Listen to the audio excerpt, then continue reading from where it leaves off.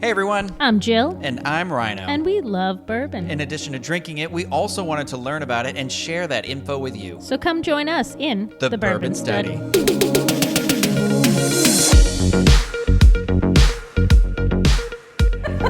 We have been drinking. We don't wear the same clothes every week. We are doing this immediately following last week's episode, which, if you remember, was about an old-fashioned. I do have a question about that old-fashioned, Jill. Yes, sir.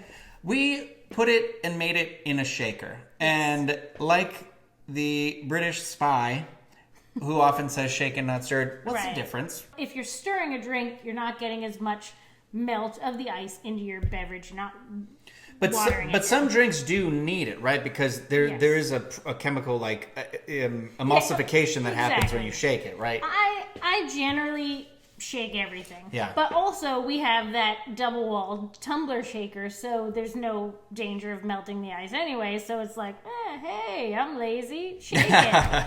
That's the thing. That's my preference. You put your own spin on it. If you like to stir things, stir all your drinks. Usually the drink that appears next to an old-fashioned, I've always noticed, is a Manhattan. And I honestly... They're very close cousins. Yeah. I'll show you the difference right now. Okay, so here we have our ingredients for the old-fashioned, right? If you remember from last week, we got liquor, bourbon, bitters, simple syrup. There is one difference between the old-fashioned and the Manhattan. No cherries. No. Oh.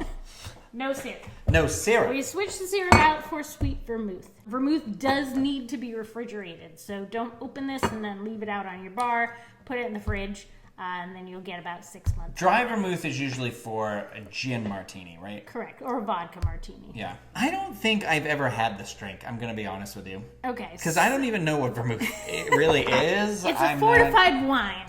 You like wine. Yeah, You're I like a wine drinker. Yeah. I mean, it's just kind of like boiled down, concentrated wine product.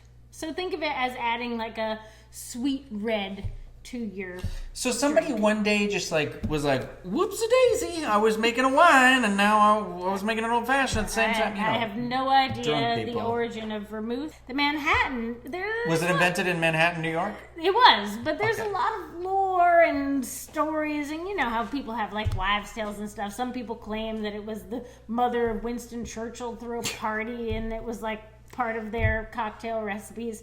But Churchill in New York? They're saying the king of vermouth drinks. So you got your like classic 007 martini. Yeah. But the king of those drinks is the Manhattan. Oh, Manhattan above the martini. Above the martini. Interesting.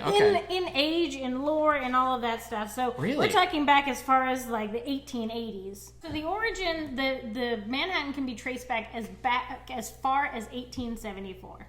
Jeez Louise. To a nightclub in Manhattan. God, I can't even believe nightclubs were a thing in 1874. Well, they had nothing else. I was only like 5 years old back then. They had no Wi-Fi. They had to like live for nightclubs. No Wi-Fi. All their iPads were made out of wood. The Manhattan cocktail was actually invented by a man named Black who kept place 10 doors down from Houston Street on Broadway. So this is literally Manhattan. It was made in Manhattan on Broadway. Most famous drink in the world at its time. For the old fashions, we used one of our favorites, the Evan Williams Bottled and Bond white label. But I felt since we're making a New York cocktail, we should be making a New York cocktail, right? Yeah. So we're going to be using the Hudson Baby Bourbon Whiskey. For me, this was my gateway drug to bourbon. This got you in the door. This got me in the door. My husband had been traveling a bunch for work, and he went to a whiskey tasting with a friend of his, and he was like, "Oh, you should try this Hudson Baby." And I was like, "Oh, okay." So he bought it for Christmas, and for the last 4 years, that's sort of become the tradition. Every Christmas, I get a new bottle of Hudson Baby. Can I ask you where it sits on the shelves? It sits on the top shelf. On the top shelf. It's a top shelf liquor. Okay. Yeah. And now I will admit that as I've gotten deeper into different brands, and different expressions, and different flavors, it's no longer my favorite bourbon. It's a nostalgic bourbon. But because of that, like gateway, it's my tricycle to bicycle bourbon. You know what I mean? So it's your Pee-wee to the Playhouse. It's a very accessible. The price point on this is like in the $50, $60 range. So it's more than the Evan Williams, of course. But if you're looking for like what would be considered entry level in this world, because we know bourbons can get... It took 3 years of experience in typing? Hudson Baby is distilled in New York.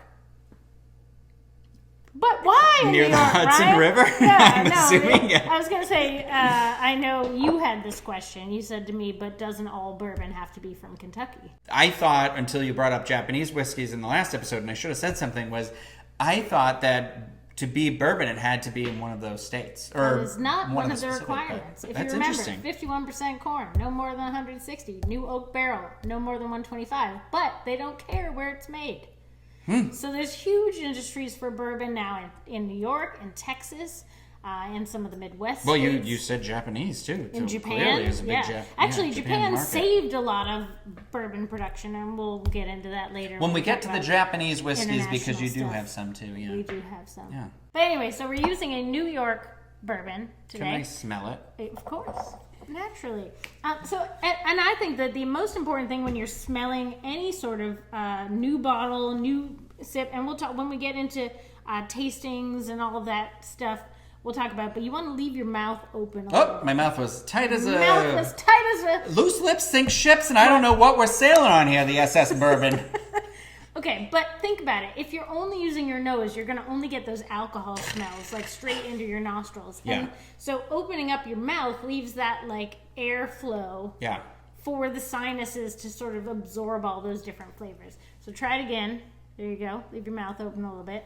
And now you get, like, those caramel flavors. Yeah, I was going to say, I really get caramel in that, yeah. And all of that. So you want to leave your mouth open. Golden. Anytime you're sniffing a new bourbon or whiskey or any spirit. What is interesting about this particular brand of bourbon is that they use different size barrels to get different flavor and notes. And then they take those 3 different size barrels and they blend them together to get all of those things as part of the recipe. So you think about it. So they're using the smallest one, they use a 15-gallon. So in that 15-gallon barrel, there's a lot more exposure to all that wood because there's less volume of liquid. So you're getting a lot of the vanilla, oak, like very woody flavors from that. Then when you move to the 25-gallon, which is like the mid-range size barrel, you're getting a lot of the nutty notes, sort of the citrus, floral, orange peel. And of course, all of these flavors are just things made up by our brain because our brain can't process alcohol. Yeah, that's interesting. Yeah, it's just going like, what do I think I smell? And spaghetti. So anyway, so you got the 15-gallon that's bringing all those oak flavors because the exposure to the more wood. Then the 25-gallon is that mid-range citrus, floral, and then in the 53-gallon, which is the largest barrel, you're getting more of the traditional grain notes. The corn, the rye, the barley, all of those things are being expressed more because they're not being as affected by the wood. That also means like every batch has a unique.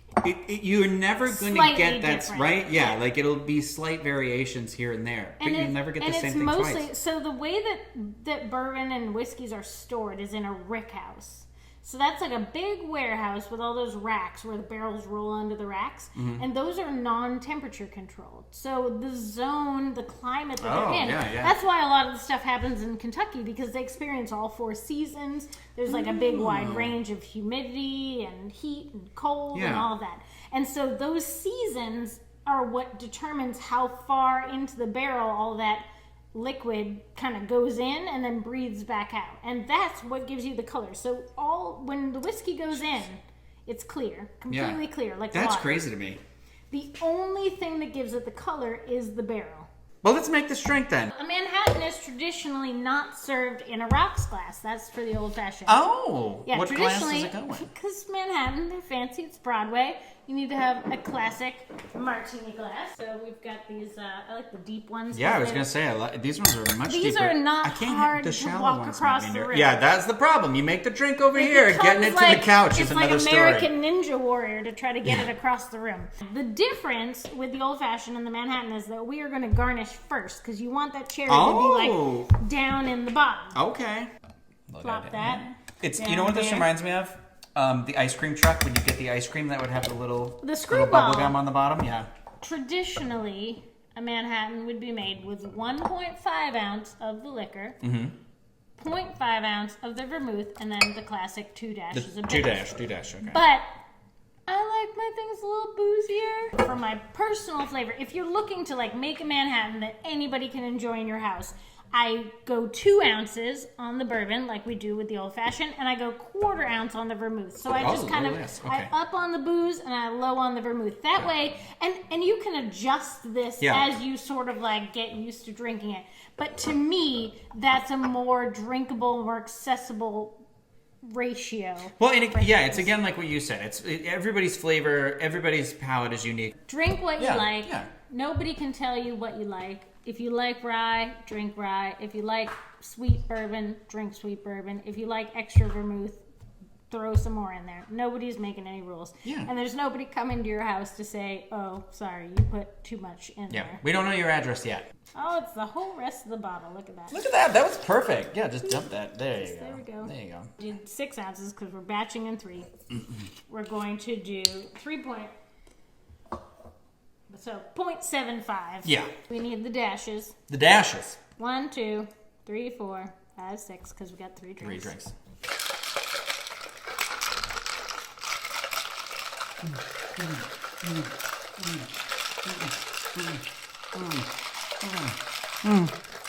It's so funny because anytime Steve and I go to a restaurant, if we order like a martini and old fashioned, every time they come back to the table, they'll set the old fashioned down in front of him and the the Mai Tai in front of me. And I'm like, no, he's the umbrella guy. Yeah. I'm the on the rocks. We're breaking down barriers here. Everybody likes what you like, and there should be no shame. As I've gotten older, and you might reflect this also, you want your drinks to be drinks. You don't want them to be calories and juice. Yeah. Here we go.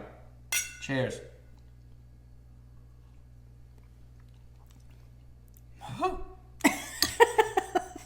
As you can see, it's got a little bit more of that wine flavor, but you can't smell in the vermouth until it's mixed with the other things. So now you're getting that like floral, vegetable. I'm actually getting nutty.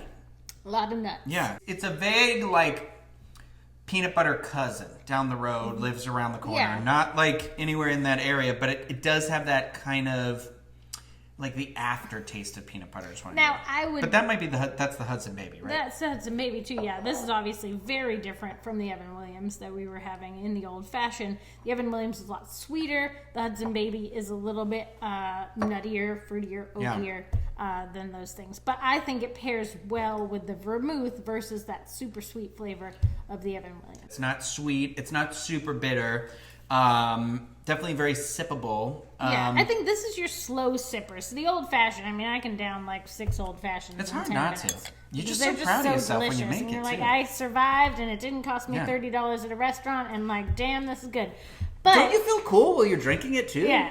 I feel like that's part of it. I'm just like, I'm cool. But I think the Manhattan is and anybody who's saying that isn't. If you want to impress your friends, if you're like, hey, like we're gonna like slowly drink this. You don't drink this in 10 minutes. It's like there's no ice in it, so you don't have to worry about diluting. Well, this is my first Manhattan, and so I enjoy it. It's good. It's I don't definitely know that I'm gonna not like it's not for everybody. Yeah. It's like Bourbon Drinks 102. If 101 is the like for everybody accessible thing, this is like if you're looking to really get that nuanced flavor from the specific variety of bourbon that you're using, and this drink will change based on what you use in it. My favorite thing to use in it would be like Barton 1792, which is like a very spicy, warm, like cinnamon flavors. So I like to add more spice to a Manhattan. Yeah. But classically, of course, you'd want it to have those oak and nutty flavors. Again, it's all experimentation. Use the ratios, 2 ounces of liquor, a little bit of vermouth,